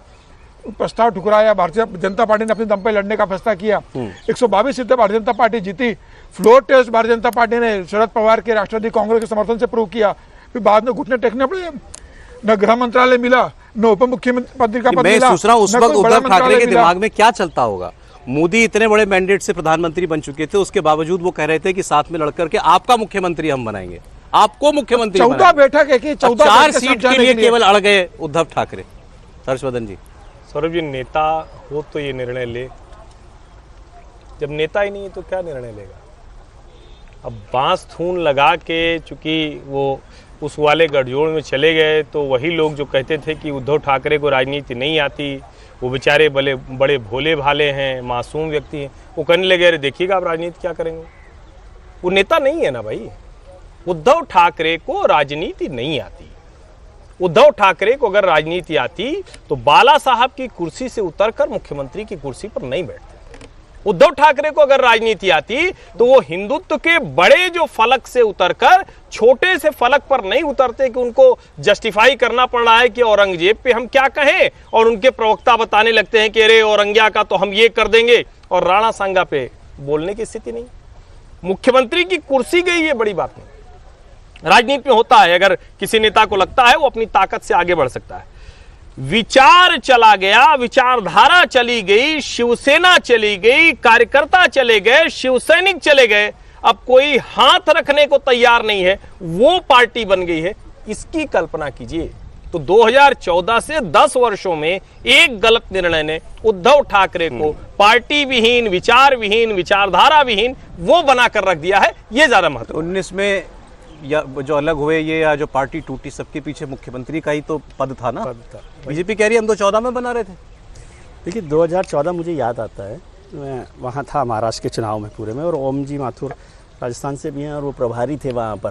तो मेरी काफ़ी मुलाकात उस समय हुई, और ये बात जो कह रहे हैं फडणवीस साहब बहुत ठीक बात कर रहे हैं कि उस समय काफ़ी एक्सरसाइज की गई थी। और जैसे समीर जी ने कहा 14 बैठक, मुझे टोटल बैठक का नहीं मालूम, लेकिन काफ़ी एक्सरसाइज की गई थी। लेकिन उस समय परेशानी क्या थी? उस समय की परेशानी समझिए उद्धव ठाकरे की कि उस समय शिवसेना बिग ब्रदर की पार्टी थी, शिवसेना बीजेपी में, उससे पहले तक 2014 के इलेक्शन से पहले। तो वहाँ पर शिवसेना अपने आप को समझती थी हमारा ही महाराष्ट्र है। भारतीय जनता पार्टी वाजपेयी सरकार के बाद से जब से शिवसेना के साथ गई थी, तो बीजेपी अपने आप को यंगर ब्रदर की इमेज के साथ चलती थी। तब भी तो वो कह रहे हैं हम छोटे भाई थे, आप 147 लड़ो और हम 127। वो समझते हैं ना कि भाई महाराष्ट्र में जो कुछ तय करना है हमें तय करना है। और वो बात, जबकि आप सोचिए 2014 का लोकसभा इलेक्शन देखिए, उसमें बीजेपी को 23 सीटें मिली है और शिवसेना को 18 सीटें मिली हैं। ये भी नहीं है कि लोकसभा के चुनावों में आपको बड़ी सीटें मिली हैं। और उसके बाद ये हुआ, लेकिन मुझे हैरानी इससे ज़्यादा तब हो रही है कि जब 2019 का चुनाव हुआ, उस गलती से तो आप सीख सकते हैं ना। हाँ, तब भी 2014 की गलती यदि कहें या जो भी फैसला किया, मैं गलती नहीं कह रहा, गलती तो वो मानेंगे नहीं, ओवर असेसमेंट मान लीजिए, उसको किया। लेकिन 2019 में आपने क्या किया? आप उससे सबक सीख सकते थे ना। ये तब तो बस निकल चुकी थी ना, गाड़ी निकल चुकी थी। 2000 भी अपना 5 साल मुख्यमंत्री बना चुकी थी। 2019 में दोनों ने साथ सरकार बना ली थी। मतलब स्थिति मैं कह रहा हूँ मुख्यमंत्री की जहां तक बात है, आपने ही बीजेपी का मुख्यमंत्री बनवाया ना, ना मान करके वो बात। तो अब बीजेपी जब 5 साल अपना मुख्यमंत्री दे चुकी है, तो वो 19 में कैसे मान जाती है कि अब आप बना लीजिए मुख्यमंत्री? नहीं, लेकिन उस समय वो सरकार में साथ रहकर आराम से चल सकते थे ना। मैं ये कह रहा हूँ कि वो उसके लिए भी राजी। अब इतना सारा घर बिखर गया, जो कहाँ पहुंचे। अब फिर वो कुणाल कामरा की बात करेंगे आप, तो फिर वही बात होगी, नाराजगी की बात होगी। मैं उसको जिक्र कर रहा हूँ, लेकिन उसने बात तो ठीक कही कि पहले बीजेपी शिवसेना से अलग हुई, फिर शिवसेना से अलग हुई। तो वो किया किसने था? अब ये उद्धव ठाकरे की जजमेंट के बारे में क्या बता रहा है? नहीं, देखिए 2014 के बारे में जो कहा विजय जी ने, हम सब सहमत हैं, क्योंकि बाला साहब का निधन हुआ था, सारी कमान उद्धव ठाकरे के हाथ में आ गई थी। और उस वक्त शिवसेना की जो ज्वाइंट ताकत थी बहुत बड़ी ताकत थी, और उद्धव ठाकरे का एक ओवर असेसमेंट था, और उनको लगता था जैसे बाला साहब अड़ जाते थे वैसे हमें अड़ना है, ये छवि बनानी है कि हम झुकेंगे नहीं। तो उस चक्कर में बीजेपी बदल चुकी थी, बीजेपी बदल चुकी थी, वो उसका असेसमेंट नहीं कर पाए। 19 में क्या हुआ? अच्छा, 14 के बाद जब समर्थन दिया उन्होंने, मजबूरी में दिया, जब दौड़ के आके समर्थन दिया, बीजेपी को समर्थन जरूरत थी नहीं, एनसीपी तो बाहर से मदद कर ही रही थी उनको, लेकिन उन्होंने समर्थन दिया तो बीजेपी की शर्तों पर दिया। कोई डिप्टी चीफ मिनिस्टर नहीं बना, कुछ मंत्री बने, लेकिन उस वक्त देवेंद्र फडणवीस ने बहुत होशियारी से शिवसेना को ठिकाने लगाने का काम शुरू कर दिया था। शिवसेना के मंत्रियों के काम नहीं होते थे, शिवसैनिक जो है परेशान थे, उनको लगता था कि सरकार में तो हम हैं लेकिन काम नहीं हो रहे हैं। तो वो जो सारा बैकग्राउंड था उसने 2019 की 19 में फिर अड़ गए कि अगर पार्टी बचानी है तो हमको अड़ना पड़ेगा, और वो नुकसान कर गया उनको अड़ना। ना पार्टी बची ना सरकार। सर, शिवसेना ये भी नहीं समझ पाई कि 2014 में आपने नुकसान किया, 2017 का बीएमसी का चुनाव हुआ, भारतीय जनता पार्टी ने बड़े मन से मेयर पद आपको दिया, जबकि भारतीय जनता पार्टी अपना मेयर बना सकती थी। उसके बाद ठीक अपना मेयर बनाइए, उसके बाद में 2019 में आपकी आंखें नहीं खुल रही है। तकदीर बदल देता है, ये सबसे बड़ा उदाहरण है। जहां छोड़ दिए हैं, बीएमसी वाला मामला अभी बड़ा गंभीर होने वाला है, चुनाव होगा, इसलिए वो देखते हैं उसमें क्या होता है। अब आपको दिखाता हूं खबर दूसरी। आज पार्लियामेंट में जहां हम सामने खड़े हैं, पीछे सारे सांसदों के लिए, मंत्रियों के लिए, कैबिनेट के और प्रधानमंत्री स्वयं, उनके लिए छावा पिक्चर की स्क्रीनिंग की जा रही है। छावा पिक्चर बनी है शिवाजी महाराज के बेटे संभाजी महाराज के ऊपर, और उनका औरंगजेब के साथ जो युद्ध का काल था पूरा, और कैसे औरंगजेब के खिलाफ वो लड़े और उसके बाद उनको औरंगजेब ने कैसे धोखे से पकड़ लिया और उनके साथ उनको कितनी बर्बरता से क्रूर तरीके से उनकी हत्या की। उनसे कहा कि तुम धर्म बदल लो। संभाजी महाराज ने, जैसे जिनको शंभू महाराज कहते हैं प्रेम में आदर में, उन्होंने इनकार कर दिया। उनकी आंखें निकाली, उनकी ज़बान काट दी, पता नहीं बुरी तरीके से उनको टॉर्चर किया था। मैं भी हाल में फिल्म देख के आया हूँ, फिल्म बड़ी बढ़िया है, बहुत अच्छी फिल्म बनाई है, जबरदस्त, बहुत ज़रा विक्की कौशल का अभिनय और जिनका जो डायरेक्टर है उन्होंने कमाल का काम किया, तो उसकी स्क्रीनिंग यहाँ होनी है। लेकिन अब इसका राजनीतिक पहलू क्या है? नागपुर में जो दंगे हुए औरंगजेब का पुतला जलाने के बहाने, उस पर देवेंद्र फडणवीस का एक स्टेटमेंट था जिसको अब वहाँ के विपक्ष के लोग और ओवैसी साहब जैसे नेता वो लोग सब दोहरा रहे हैं। उन्होंने कहा था कि ये छावा पिक्चर की वजह से लोगों का औरंगजेब के प्रति गुस्सा फूट पड़ा और वो लोग फिर उन लोगों ने पुतला दहन वगैरह किया और वहाँ से ये सारी कहानी जो है वो बनी। तो अब वही ये पिक्चर है, उसकी स्क्रीनिंग यहाँ पर की जा रही है। इसमें कोई आप पॉलिटिक्स देखते हैं? पॉलिटिक्स के अलावा भी आप कुछ देखते हैं फिल्म के साथ? ये फिल्म जो चल रही है और वो जो बात हो रही है कि वो नुकसान हुआ, गुस्सा हुआ, वो तो अलग इशू है, वो भी अपनी पॉलिटिक्स अपने हिसाब से कर रहे हैं। लेकिन यदि पार्लियामेंट में, हाउस में चलते हुए, बालयोगी ऑडिटोरियम में प्रधानमंत्री समेत पूरी सरकार देख रही है, तो ये तो पॉलिटिकल मैसेजिंग है ना, कि सरकार किस रास्ते पर चलना चाहती है। ये सिर्फ पॉलिटिकल मैसेजिंग के लिए औरंगजेब पर बिना कुछ कहे जवाब दे दिया। ये मुझे लगता है कि पॉलिटिकल मैसेजिंग और बेहतर है। इस तरह से पार्टी अपना स्टैंड, सरकार अपना स्टैंड रख रही है। ठीक है, गलत है, वो तो लोग तय करेंगे। तो औरंगजेब के मकबरे का क्या होगा? वो भी फडणवीस साहब तय करेंगे। फडणवीस साहब ने कहा कि देखते हैं कि क्या हो रहा है, और ये इतना मुश्किल काम नहीं है। ये तो बहाना औरंगजेब की कब्र को लेकर इतना विवाद हो रहा है। संभाजी महाराज के बाद, औरंगजेब के मरने के बाद मुगल साम्राज्य बहुत कमजोर हो गया था और पेशवाई की जो पताका थी वो दिल्ली तक एक तरह से लहरा रही थी। तो उन्होंने तो नहीं हटाया औरंगजेब की कब्र को। तब तो ताजा मामला था संभाजी का। वो क्या कर रहे हैं, हर आदमी अपने, यही मैं कह रहा हूँ। तो खाली जब मराठे राज कर रहे थे, मराठे मुगलों की मदद के लिए आए अहमद शाह अब्दाली के खिलाफ। लेकिन इस फिल्म पर भले ही अच्छी फिल्म बनी है, मैंने देखी, लेकिन उसके हिस्टोरिकल फैक्ट्स पर भी बहुत सारे सवाल खड़े हैं। पद्मावत बनती है तब भी डायरेक्टर ने माफी भी मांगी है कि उन्होंने, उसी तरह से आप जब भी किसी हिस्टोरिकल पीरियड पर एक पिक्चर बनाएंगे, उस पर कोई ना कोई विवाद करने वाला तो खड़ा हो जाएगा। पद्मावत पे हुआ और फिल्में बनी, उन पर भी ऐतराज हुआ। विवाद खड़ा करना अलग बात है, हिस्टोरिकल फैक्ट्स पर आप ठीक है। पद्मावत पर राजपूत नहीं खड़े हो गए थे, मैं ये कह रहा हूँ हिस्टोरिकल खड़े हो गए थे, जोधा अकबर पे भी खड़े हो गए, अकबर पर खड़े हो गए। विवाद खड़े करना तो वही है ना, कश्मीर फाइल्स पे कोई कुछ कहता है, लेकिन सच तो वही है। फिल्म में जब आता है तो फिल्मांकन होता है। सर मैंने पिक्चर देखी, उसमें क्या बताया? शिवाजी महाराज गुजर गए, वहां से फिल्म शुरू होती है। मोटे तौर पर मैं केवल विवाद किस बात का मैं समझ नहीं पा रहा हूं जी। शंभू महाराज का औरंगजेब के साथ युद्ध नहीं हुआ क्या? युद्ध हुआ, उसमें वही दिखाया है कि युद्ध हुआ। वो युद्ध कितना लंबा चला ये बताया है। औरंगजेब कितना हताश हो गया था क्योंकि वो पकड़ नहीं पा रहा था इनको, ये उसमें दिखाया है। और अंत में यही दिखाया गया ना कि औरंगजेब ने कैप्चर कर लिया उनको और उनको मारा, औरंगजेब ने उसकी हत्या की, आंख निकाल ली, जीभ निकाल ली। ये तो रिकॉर्ड में है ना, पूरा वो रिकॉर्ड में है। नहीं वो इसमें क्या है और उसमें कोई ऐसी चीज नहीं है कि कोई गलत कथा जो है वो शिवाजी सावंत की किताब है, उस पर लिखा गया है। और उसमें जब ये विवाद हुआ तो बाकायदा डायरेक्टर ने कहा कि हमने क्रिएटिव लिबर्टी लेके कुछ चीजें तोड़ माफी मांगी है।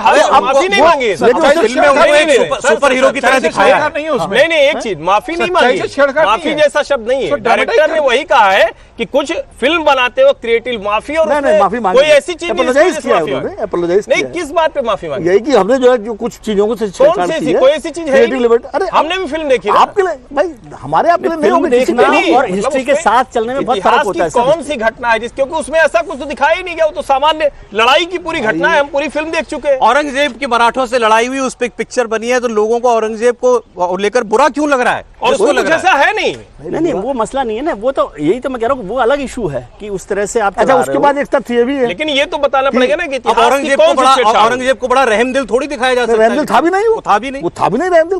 कोई बहस ही नहीं कर रहा कि उसके रहमदिल होने पर मेरे ख्याल से दारा शिकोह की लाश को जो है औरंगजेब आलमगीर, औरंगजेब बादशाह, उनके समर्थन में देखिए ना कैसी बातें, रहमतुल्लाह क्या क्या कहा जा रहा है। देखिए जो बादशाह 49 साल तक राज करे, रहमदिल तो हो ही नहीं सकता, क्योंकि उसको जुल्म करना ही पड़ेगा। आप पिक्चर देखेंगे, प्रधानमंत्री अच्छी पिक्चर है, आप लोग भी देखिए, बड़ी शानदार फिल्म। बहुत धन्यवाद सर, बहुत धन्यवाद। अच्छा जाते जाते बता दूं, हमारे सांसदों ने अपनी तनख्वाह बढ़वा ली है। नहीं, लेकिन एक लाइन बोल लेने दीजिए। अरे 1.25 लाख रुपया तनख्वाह आज के समय में बढ़ के हुई है। मैं तो खबर दे रहा हूँ और होनी चाहिए, ये तनख्वाह उनकी तो बढ़नी ही चाहिए। चलिए बहुत शुक्रिया समीर जी, हर्षवर्धन जी, विजय जी। इस मुद्दे पर पूरा एक मत से प्रस्ताव पास होता है। बहुत धन्यवाद। कल फिर मिलते हैं आपसे कहानी कुर्सी को लेकर के। फिलहाल एक छोटा सा ब्रेक, देखते हैं इंडिया टीवी।